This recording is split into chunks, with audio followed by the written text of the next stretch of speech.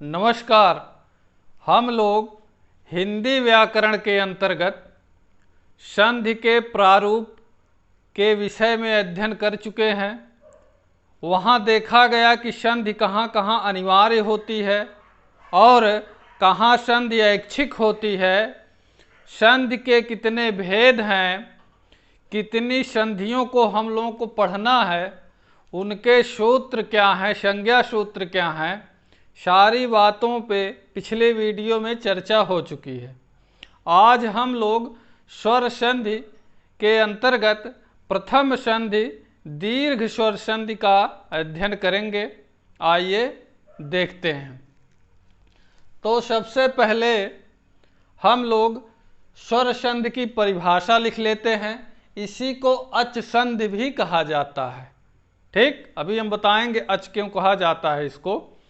तो स्वर संधि की परिभाषा हमने थोड़ा सा बताया था, स्वर धन स्वर बराबर स्वर, अर्थात कि जो दो वर्णों के बीच में विकार को ही संधि कहते हैं।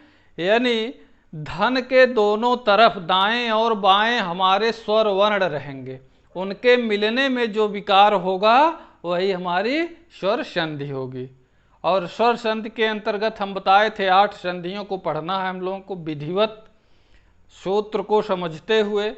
ठीक, अब आइए दीर्घ स्वर संधि की तरफ चलते हैं। दीर्घ में जो नाम है संधियों का, काम वही होना है। अगर यहाँ दीर्घ है तो संधि होने के बाद क्या होगा, दीर्घ होगा। कब होगा, किसका होगा, ये हमारा सूत्र बताता है। और इस सूत्र की जब व्याख्या करेंगे उससे जो निकल के परिभाषा आएगी तब वहाँ से क्लियर होगा कि दीर्घ क्या होता है, किसका होता है। ठीक, लेकिन होगा दीर्घ है क्योंकि इसका नाम क्या है, दीर्घ, और स्वर मिलेंगे आपस में इसलिए स्वर होंगे। ठीक, तो दीर्घ स्वर संधि ये कहता है सूत्र इसका जो है अकः सवर्णे दीर्घः। अब हम यहीं 1 मिनट के लिए आपको इस तरफ ले चलते हैं। ये संस्कृत के स्वर लिखे हैं, 9 स्वर होते हैं संस्कृत में। हिंदी में कितने होते हैं हमने बताया 11, और संस्कृत में कितने होते हैं 9। तो ये संस्कृत के स्वर लिखे हुए हैं जिनको अच कहा जाता है, इसलिए स्वर संधि को क्या कहा जाता है, अच संधि भी नाम दिया गया है। तो ये संस्कृत की वर्णमाला है, केवल हम स्वर यहाँ लिखे हैं, व्यंजन अभी हम नहीं लिखे हैं। अभी 10 व्यंजन बाकी हैं क्योंकि इनकी संख्या कितनी है सूत्रों की, 14। हम केवल अभी 4 लिखे हैं क्योंकि हमको स्वर पढ़ना है। अभी जितने से काम हो जाए अभी हम उतना यहाँ लिखे हैं। तो ध्यान से देखिए, इसको माहेश्वर सूत्र कहा जाता है। ठीक है, संस्कृत वर्णमाला को ही जो है पाणिनि महोदय ने इनका नामकरण किया, इसको माहेश्वर सूत्र कहा जाता है। तो पहला जो सूत्र है आ ई ऊड़ री ऋक ए ओंग ऐ औच। ठीक, ये लास्ट वाले जिनमें हलंत लगे हैं, इति संज्ञक वर्ण हैं, ये कट जाते हैं, इनकी गणना नहीं की जाती। ठीक, ये केवल नाम जोड़ने के लिए रखे गए हैं। ठीक, इति संज्ञक वर्ण। तो ध्यान से देखिए, 3 2 5 और 5 2 7 2 9, 9 स्वर हैं ये संस्कृत के। अब इनका प्रयोग क्या है यहाँ, तो हमने कहा अक। ठीक, अब अक को यहाँ जो है जब प्रत्याहार बनाते हैं, प्रत्याहार हम लोग प्रतिदिन बनाते हैं लेकिन जान नहीं पाते हैं कि क्या हम लोग कर रहे हैं, जाने अनजाने में बहुत काम कर जाते हैं। जैसे कहा गया कि जो है 1 से 50 तक गिनती लिखिए या 1 से 100 तक के बीच।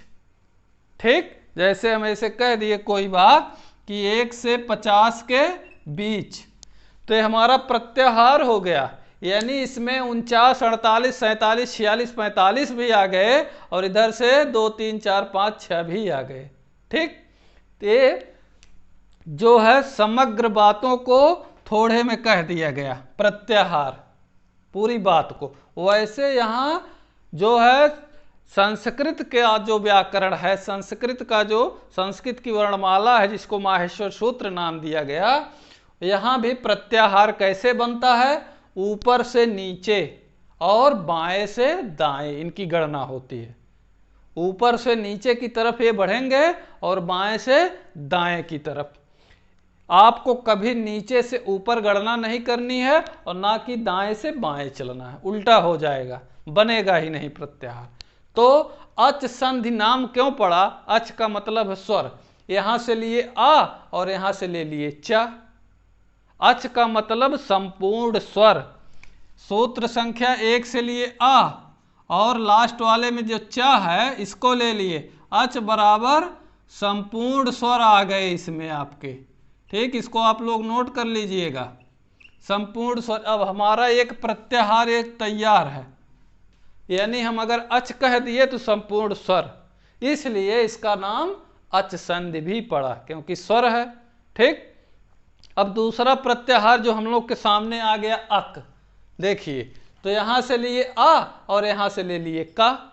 दूसरा प्रत्याहार अक, पहले सूत्र से लिए आ और दूसरे के लास्ट वाले से लिए का, अक। ठीक, तो अक के अंतर्गत अब देखेंगे कितने वर्ण आ गए, आ ई उ ड़ कट जाएगा, री रे, यानी 5 वर्ण आए, 5 स्वर आए। ठीक, तो और हम जब भी प्रत्याहार बनाएंगे आपको ये ध्यान देना है कि हमको इति संज्ञक वर्ण तक पहुंचना है, बीच में हम नहीं छोड़ सकते हैं। जब हम बाएं से दाएं चलेंगे तो हमको इति संज्ञक पे ही जाके रुकना है, बीच में हम बीच से नहीं बना सकते। औच कह सकते हैं, ऐच कह सकते हैं, लेकिन इसको और दोनों को मिला के हम नहीं कह सकते कि आ और ई मिला के हम प्रत्याहार बना ले, ऐसा कभी नहीं बनेगा। आ और ड़ मिलके बनेगा प्रत्याहार, इड़ बनेगा, उड़ बनेगा, ठीक, अण बनेगा। लेकिन अब कहिए आ और ई मिला के बना दे तो ऐसा नहीं होता। जो हम कहना चाह रहे हैं एकदम उसको ध्यान से वहां तक पहुंचने की कोशिश करिए। ठीक, तो प्रत्याहार सूत्रों को समझने के लिए यहां आपको जानना ये जरूरी है। अब आइए इधर चलते हैं। अच और अक अभी प्रसंगानुसार इतने ही हमको मिले हैं, तो जैसे जैसे इनकी संख्या बढ़ती जाएगी हम बताते समझाते एक एक चीज चलेंगे। ठीक, अब आइए आप लोग इधर देखिए, अक के अंतर्गत हमने कहा कितने वर्ण आ जाएंगे। अक के अंतर्गत अगर ध्यान से आप देखें तो आ, ह्रस्व आ, ठीक है, ई और उ, री और ली, ये 5 वर्ण आए। अक कह देने से ही इतना हमको बार बार इसको नहीं कहना पड़ेगा। सवर्णे, सवर्ण, इन्हीं के समान वर्ण आए तो दोनों मिलके क्या हो जाते हैं, दीर्घ। ये हमारी परिभाषा कंप्लीट है, इसको रटने की जरूरत नहीं है कि रोज हम इसको रटें। अकः सवर्णे दीर्घा, यानी अक का सवर्ण आए तो दोनों मिलके क्या हो जाएंगे, दीर्घ। और सवर्ण क्या है, समान वर्ण, यानी कि आ की जगह आ, ई की जगह ई, उ की जगह उ, री की जगह री, और री का दीर्घ होता नहीं है। ठीक, ये तो सूत्र में आ गया तो मजबूरन इनको रखना पड़ा, री का दीर्घ नहीं होता है। तो इसको आप लोग गोला कर लीजिएगा, यहां छोड़ दीजिएगा। अब देखिए, अब परिभाषा क्या इसकी बनेगी, परिभाषा अब आप अपने हिसाब से बना लीजिए कि आ, ई, उ, री, ब्रैकेट में ह्रस्व, ह्रस्व ऐसे लिखिएगा, ह्रस्व आबलिक दीर्घ। अब इसको समझ लीजिए इतना क्या लिखा है, आ, ई, उ, री, ह्रस्व या दीर्घ, यानी चाहे छोटा आ या बड़ा आ, चाहे छोटी ई या बड़ी ई, चाहे छोटा उ या बड़ा उ, चाहे री या बड़ी री या दीर्घ री। के, अब यहां आगे बढ़ाइए इसको, के बाद समान स्वर, सवर्ण, उसी के समान, उसी के जो है खानदान का, उसी की जाति का, ठीक है, उसी के रूप रंग का, जो आप नाम दीजिए सब सही है। तो यहां सवर्ण, समान वर्ण, उसके बाद समान वर्ण। अब समान वर्ण में कौन हो जाएंगे, यानी आ के बाद आ, ठीक है, समान वर्ण आए तो दोनों मिलकर दीर्घ हो जाते हैं, दीर्घ हो जाते हैं, ये आपकी परिभाषा है। इसको ऐसे लिखने की ज़रूरत नहीं है, लेकिन हमारे कुछ नए पाठक बंधु होंगे जो इस चीज़ को समझ न पाए कि ये क्या है। केवल आप सूत्र समझ जाइए तो परिभाषा आप सोते में बताएंगे क्या है। अक का अर्थ क्या है? अक में कितने वर्ण आ जाएंगे? आ, ई, उ, री, रे। लास्ट वाले इति संज्ञक हैं, ये कट जाते हैं ऐसे ऐसे। ठीक, केवल ये नाम जोड़ने के लिए है, क्योंकि अब हमको यहाँ तक लेना था तो यहाँ तक हम बोले कहना नहीं है, लास्ट तक जाना है जिसमें हलंत लगा है। तो ये नाम जोड़ने, इति संज्ञक, इति मतलब बाद में, संज्ञा मतलब नाम, बाद में नाम भर के लिए रखे गए, बस इतने इनका काम है। ठीक, तो अक और सवर्ण और दीर्घ, इतने चीज इसमें है। ये है कि अक के बाद सवर्ण आएगा तो दोनों मिलके क्या हो जाएंगे? दीर्घ। अब आइए उदाहरण पे, जैसे इसको आप लोग नोट कर लीजिए, क्योंकि हम इसको हटा के उदाहरण बताएंगे। स्क्रीनशॉट और नोट इसको करते चलिए। उदाहरण के अंतर्गत हमने जैसे कहा कि ह्रस्व आ या दीर्घ आ के बाद, ह्रस्व आ या दीर्घ आ आए तो दोनों मिलके क्या हो जाएंगे? दीर्घा, क्योंकि संधि का नाम क्या है? दीर्घ संधि। तो होना क्या है बाद में? दीर्घ ही होना है, चाहे वो जो आए, चाहे ह्रस्व आए चाहे दीर्घ आए, लेकिन वर्ण कैसे होने चाहिए? समान। आ आया है तो आ ही होना चाहिए, चाहे छोटा चाहे बड़ा। ई आई है तो उसके बाद क्या होना चाहिए? चाहे छोटी चाहे बड़ी, ई ही होनी चाहिए दोनों तरफ। ऊ आया तो उस तरफ भी ऊ होना चाहिए, इधर ऊ आया तो इधर भी ऊ होना चाहिए, चाहे छोटा चाहे बड़ा। इससे नहीं मतलब है, होगा क्या? हो बड़ा, यानी दीर्घ जो नाम है इस संधि का। ठीक, तो उदाहरण आप लोग लिख लीजिए इसका। पहले जो है ह्रस्व आ का उदाहरण हम लोग देखते हैं कि ह्रस्व आ के अंतर्गत क्या क्या आता है। तो ऐसे बना लीजिए इसको। और यहाँ जो है सवर्ण का अर्थ है समान वर्ण, ऐसे आप लिख भी सकते हैं, समान वर्ण समझने के लिए। और दीर्घ का अर्थ जान ही रहे हैं, दीर्घ। ठीक, दीर्घ में कौन कौन हो जाएंगे? यानी बड़ा आ होगा, बड़ी ई होगी संधि होने के बाद, और बड़ा ऊ, और ये री ऐसे लिखा जाता है। ठीक है, ये टा की तरह दो बार आप लगा देंगे, लिखने का तरीका है बड़ी री। यानी संधि होने के बाद हमको यही मिलेगा, चाहे हजारों संधि हम पढ़ डालें, कितना भी उदाहरण, तो हमको कभी बड़ा आ, कभी बड़ी ई, कभी बड़ा ऊ और कभी बड़ी री, इतने काम होना है। क्योंकि ये सभी दीर्घ हैं, इसलिए संधि का नाम क्या हुआ? दीर्घ स्वर संधि। ठीक, उदाहरण पे आइए। जैसे लिखा गया कि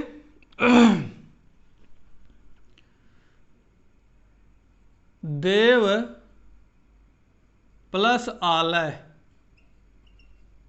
ठीक, देव प्लस आलय। अब इसको जोड़ना तोड़ना दोनों चीज, स्वर व्यंजन अलग करना फिर उनको जोड़ना, इसको यहाँ थोड़ी सी बारीकी है, इस पे ध्यान आप लोग दीजिए। वीडियो भगा के देखेंगे तो नहीं समझ में आएगा कतई, इसलिए बहुत स्थायी इसको हम लेके चल रहे हैं। तो हम कहाँ से स्वर अलग करेंगे, कहाँ ये व्यंजनांत कब हो जाएंगे, यानी कब इनमें हलंत हो जाएगा, और फिर हम कब स्वर ला के जोड़ देंगे, यहाँ आपको थोड़ा सा ध्यान देना होगा। ठीक है, तो हम पहले एकदम आसान से चलते हैं ताकि आपको समझ में आए, थोड़ा आसान संधि से। ठीक है, जैसे कहा गया दैत्य, दैत्य धन आरी। ठीक है, अब ध्यान दीजिए, यहां दो वर्णों के मेल में होती है संधि। ठीक, तो वर्ण हमारे कौन कौन है? देखिए, एक वर्ण यहां है और एक वर्ण यहां है। इन्हीं दोनों के बीच में जो प्लस लगा है, प्लस के बाएं और दाएं हमको देखना है, यही विचार करना है, खास करके स्वर संधि में। ठीक, अब यहां से या पूरा है, यानी या में छोटा आ छिपा हुआ है, तो इसको हम पहले बाहर करेंगे। ठीक, तो यहां से जब हम छोटा आ यानी ह्रस्व आ को निकालेंगे तो इधर क्या बचेगा, इधर हो गया दैत्य, ता पहले से आधा था, या भी आधा हो गया, तो हम अब इसको ऐसे लिखेंगे, ठीक। और यहाँ हम प्लस भी लगा सकते हैं, ठीक। यहाँ से हमको क्या मिल जाएगा, छोटा आ, ठीक। अब दोनों मिलके क्या हो गए, बड़ा आ, क्योंकि हमारी कंडीशन यहाँ बन गई, ठीक। जो चाहिए था हमको मिल गया। क्या कहता है, समान वर्ण, तो समान वर्ण हमको मिल गए। यहाँ अगर छोटा आ यहाँ बड़ा आ मिलता तब भी हमारा बड़े आ, तब भी हमारी संधि होती। यहाँ दोनों बड़ा आ होते तब भी होता क्या, दीर्घ ही होता, ठीक। इधर क्या बचा, जो बचा वो लिख लीजिए, इधर क्या बचा, केवल री, ऐसे, ठीक। अब और नीचे आइए, बस ऐसे इसको एकदम गणित की तरह करते चले जाइए, जैसे वहां समीकरण बनता है। अब ऐसे इसको लिख लीजिए, दैत्य, फिर बड़ा आ, और जो जो बचा है इधर क्या बचा, री। अब ये आपका समीकरण बन गया, बस इसको अब जोड़ना बाकी है, ठीक। अगर आप ऐसा करना जान गए तो दीर्घ संधि की पूंछ उखाड़ देंगे, पढ़ने के बाद छोड़ दीजिए, लेकिन ये तरीका आपको जानना पड़ेगा। कोई भी संधि हो, अगर आप विधिवत उसका तरीका, उसका समीकरण आप जान गए तो इसको चाहे जैसे आप हल कर सकते हैं, ठीक। हमने कहा था कि स्वर को बाहर निकालना व्यंजन से अलग करना स्वर को, और फिर व्यंजन में जोड़ना, यही बस यहाँ थोड़ा सा आपको यहाँ ध्यान देना। या से आ निकाले तो या आधा हो गया, अभी व्यंजनांत हो गया, अब इसमें स्वर नहीं है। लेकिन जब यहाँ समीकरण बना, बड़ा आ मिला हमको, अब जो है देखेंगे कि स्वर किसके साथ जुड़ता है, व्यंजन के साथ। तो जो कंडीशन बनी है उसके साथ जोड़ दीजिए।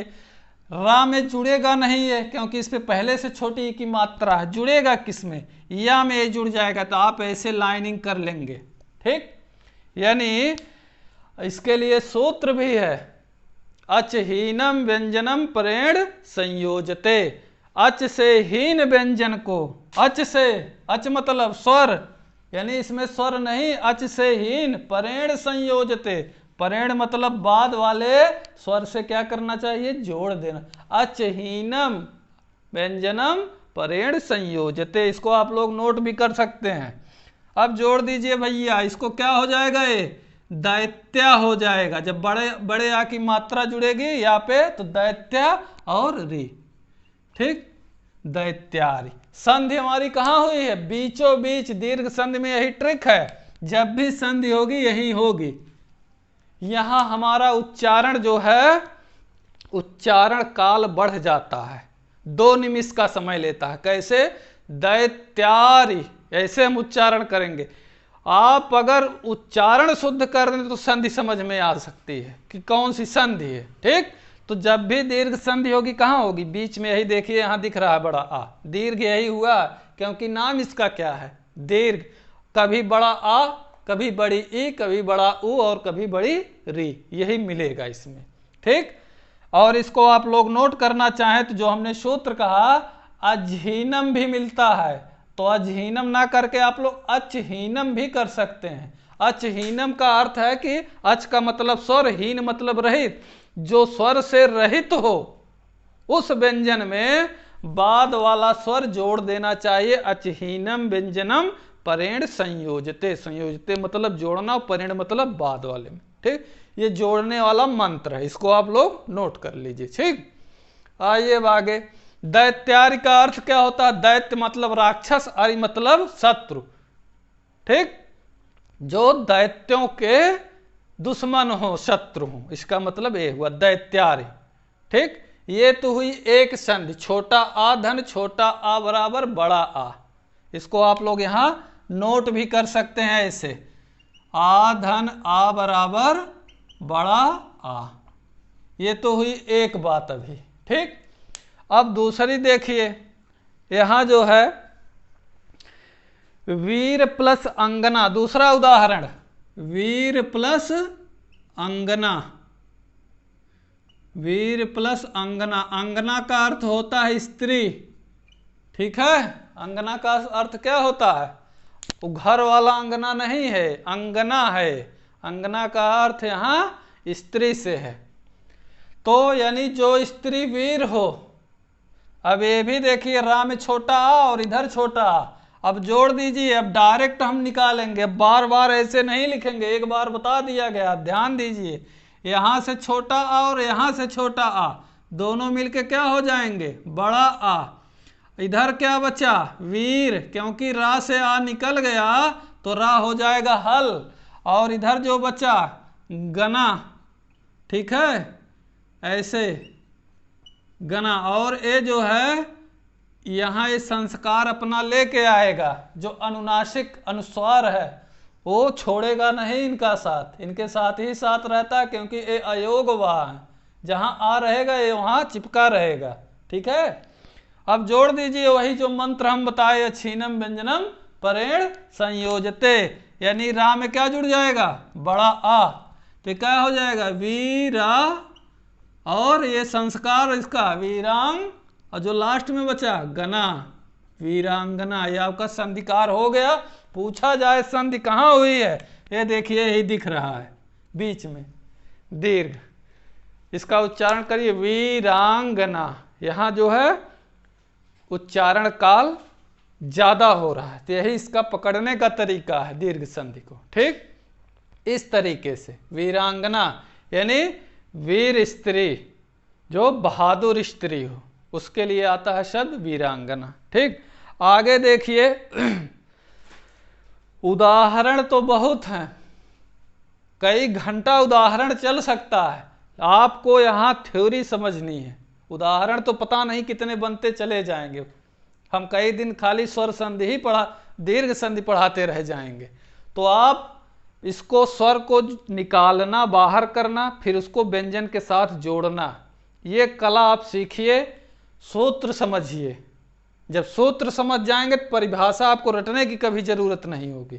ठीक, आइए एक दो उदाहरण हम और दिखाते हैं इसका, जो अच्छे अच्छे उदाहरण हैं, जो विगत परीक्षाओं में, आगामी परीक्षाओं में संभावना बनती है, उन उदाहरणों के बारे में थोड़ा सा हम चर्चा कर देते हैं।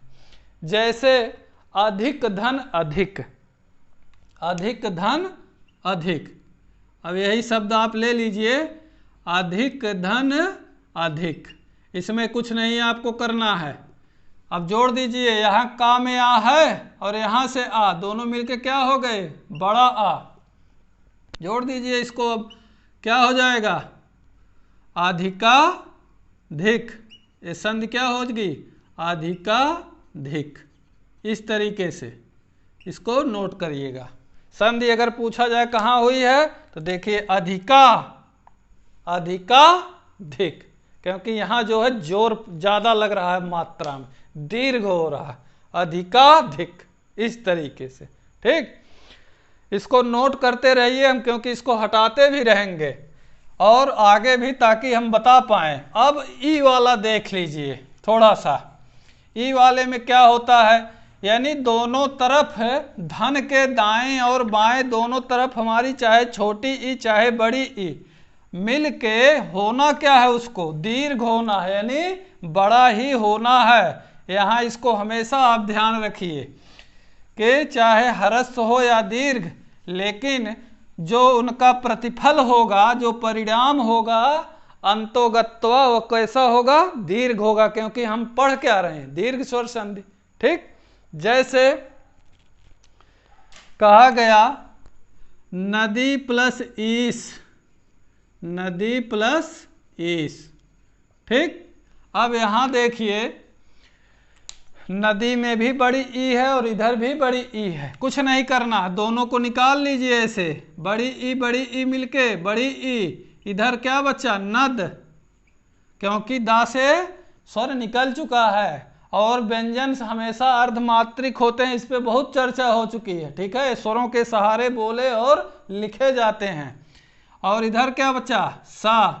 अब वही मंत्र आप मार दीजिए जो बार बार हम बता रहे हैं। ठीक है, क्या, छीनम व्यंजनम परेण संयोजते, दा में बड़ी ई जुड़ेगा, नदी। ठीक है, और इधर शा। अब यहां संधि आपकी हुई है नदीश। ठीक है, नदियों में जो श्रेष्ठ है, इसका ये मतलब, इस मतलब श्रेष्ठ, नदियों में जो श्रेष्ठ है, नदीस। और उदाहरण और देख लीजिए, प्रति प्लस इति, प्रति प्लस इति, इसको आप लोग बनाइए तब तक देख देख के। यहाँ छोटी ई, यहाँ बड़ी ई, यहाँ छोटी ई, यहाँ भी छोटी ई, दोनों तरफ। ठीक, हो क्या जाएगा, होना क्या है, बड़ी ई, इधर क्या बचा है ती, इधर क्या बचा है प्रत्यय, हो गया ऐसे हलन। ठीक है, अब इसको जोड़ दीजिए, प्रतीति। ठीक है, यहाँ संधि आपकी संधिकार यहाँ हुआ, प्रतीति। इस तरीके से अति प्लस ईव, अति प्लस ईव, छोटी ई मिलके बड़ी ई, इधर बचा वाह, इधर बचा अत, ता में हल हो गया क्योंकि ता से स्वर निकल चुका है। ठीक है, अब फिर वही प्रक्रिया जोड़ दीजिए, ये हो गया अति और वाह अतीव। ठीक, पूछा जाएगा संधि कहाँ हुई है, तो यहाँ अतीव, इस तरीके से। और श्री प्लस ईस, इसको जैसे देख लीजिए, श्री प्लस ईस, श्री मतलब लक्ष्मी और ईस मतलब स्वामी या श्रेष्ठ, दोनों तरीके जैसे जहां अर्थ लगेगा। ठीक है, अब जोड़ दीजिए, श्री में बड़ी ई और बड़ी ई दोनों मिलके क्या हो जाएंगे, बड़ी ई, इधर बचा शाह, इधर क्या हो जाएगा ये श्राहल।